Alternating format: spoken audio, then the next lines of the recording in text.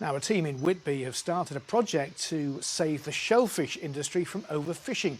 If it goes ahead, Whitby Lobster Hatchery would release 100,000 juvenile lobsters into the North Sea to replenish stocks. But like many schemes, it's been hit by funding shortages this year due to COVID-19 and is now turning to the public for support, as Clara reports. Generations have made their living fishing out of Whitby Harbour. Once it was the herring capital of the world, but today most fishermen here rely on lobster to make a living. But increasing competition and declining stocks are a constant pressure. So a lobster hatchery where baby lobster can safely grow could also safeguard the future for Yorkshire fisherfolk. In Whitby, lobster catch over the past 2 decades has gone up 380%. So at the hatchery, we believe we can take eggs from wild lobsters and dramatically increase their survival rate in the hatchery before releasing them back to sea. And that'll boost the lobster populations, which will feed into the fishery and promote a strong, stable fishery for the future.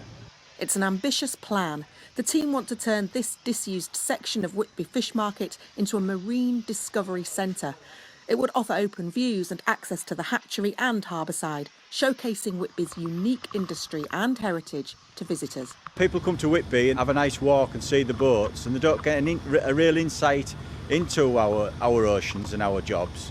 And if they walk around the hatchery and see the young lobsters being born and growing from eggs through to a state of maturity where they can be put back into the sea, they can connect with that. I've got a young son that's in his 30s. He's just heavily invested in a new fishing boat.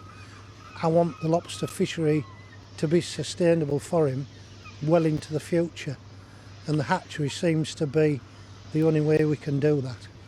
But in this pandemic year, funding has all but dried up. The only way to kickstart the project is through crowdfunding.